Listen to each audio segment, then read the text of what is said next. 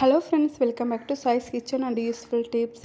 இந்த வீடியோவில் என்ன பார்க்க போகிறோம்னு பார்த்தீங்கன்னா, விதையே இல்லாமல் தர்பூசணியை எப்படி கட் பண்ணுறது அப்படின்னு தான் பார்க்க போகிறோம். அது மட்டும் இல்லாமல் தர்பூசணி ஐஸ் எப்படி செய்யறதுன்னு பார்க்க போகிறோம். வாங்க இப்போ வீடியோக்குள்ளே போகலாம்.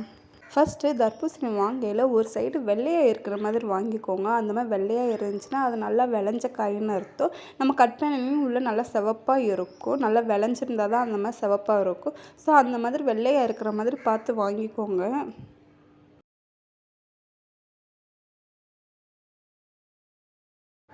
இப்போ பாருங்கள், நல்லா சிவப்பாக இருக்குது பார்த்திங்களா. இது வந்து நல்லா விளைஞ்ச காய். ஸோ இந்த மாதிரி பார்த்து வாங்குங்க. நல்லா டேஸ்ட்டும் நல்லா இனிப்பாக இருக்கும். இந்த மாதிரி ரெண்டாக கட் பண்ணிவிட்டு நம்ம இப்போது சைடில் இருக்க அந்த தோலை மட்டும் எடுக்க போகிறோம். இந்த மாதிரி ஃபஸ்ட்டு இந்த சுற்றி இருக்க அந்த தோலெல்லாம் கட் பண்ணி எடுத்துக்கோங்க. இந்த மாதிரி கட் பண்ணுறதுனால நம்மளுக்கு கொஞ்சம் கூட வேஸ்ட்டாகவே ஆகாது. குழந்தைகளுக்கு கட் பண்ணி கொடுக்கையில அதுக்குள்ளே இருக்க அந்த சீட்ஸ், அந்த விதையெல்லாம் திப்பி அங்கங்கன்னு சொல்லிட்டு போட்டுருவாங்க. அவங்களுக்கு ரொம்பவே டிஸ்டர்பன்ஸாக இருக்கும். ஸோ இந்த மாதிரி நீங்கள் கட் பண்ணி கொடுத்தீங்கன்னா அவங்க டக்குன்னு சாப்பிடுவாங்க. நமக்கும் அடிக்கடி க்ளீன் பண்ணுற அவசியமும் இருக்காது. ஸோ இந்த மாதிரி ஃபுல்லாக சைடில் அந்த தோலெல்லாம் ரிமூவ் பண்ணி எடுத்துருங்க. எடுத்துட்டு மேலே வந்து ஒரு 2 இன்ச்சுக்கு வந்து நம்ம ரவுண்டாக கட் பண்ணி எடுத்துக்கணும். 2 இன்ச்சுக்கு வந்து கீழே வரைக்குமே கட் பண்ணி தனியாக எடுத்துக்கோங்க. ஸோ இப்போ நான் கட் பண்ணுறேன் பார்த்திங்களா, இந்த மாதிரி கட் பண்ணி எடுத்துக்கோங்க.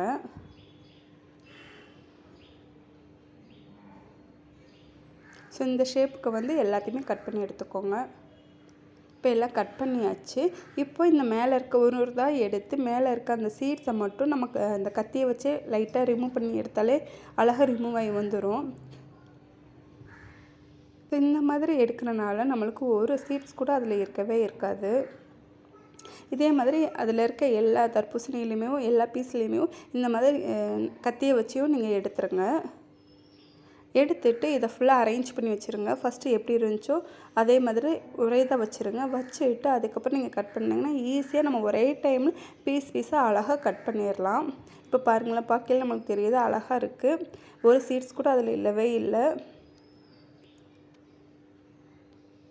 இப்போ இந்த மாதிரி வச்சுட்டு நம்ம அப்படியே எப்போயும் நார்மலாக கட் பண்ணுவோம் பீஸாகவும் அதே மாதிரி கட் பண்ணி எடுத்துக்கோங்க.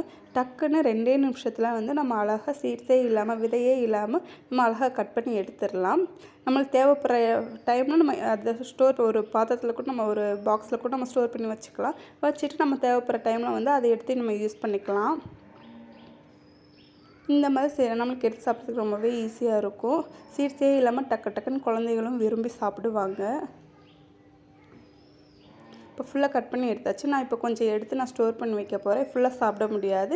ஸோ இதை எடுத்து நம்ம ஸ்டோர் பண்ணி வச்சுட்டு இதை வந்து மறுநாள் வந்து நம்ம எடுத்து கொஞ்சம் நேரம் வெளியே வச்சுட்டு நம்ம அதை அப்படியே சாப்பிட்டுக்கலாம். இதுலேருந்து கொஞ்சம் எடுத்து எப்படி ஐஸ்கிரீம் ஐஸ் செய்கிறதுன்னு தான் நம்ம இப்போ பார்க்க போகிறோம். கொஞ்சம் வாட்டர்மெலன் எடுத்து மிக்ஸி ஜாரில் போட்டுக்கோங்க. இது கூட 2 ஏலக்காய் போட்டுக்கோங்க. ஏலக்காய் போட்டுட்டு சுகர் வந்து ரொம்ப வேணாம், உங்கள் சர்க்கரைக்கு ஏற்ற அளவு போட்டுக்கோங்க. நான் வந்து 1 டேபிள் ஸ்பூன் தான் சர்க்கரை போடுறேன். சின்ன ஸ்பூனாக 2 டேபிள் ஸ்பூன். நான் இன்றைக்கி சின்ன ஸ்பூனாக 2 டேபிள் ஸ்பூன் போட்டு இதை நான் வந்து நல்லா நைஸாக அரைச்சி எடுத்துக்கலாம். ஒரு 2 சுற்று மட்டும் சுற்றி எடுத்துக்கோங்க.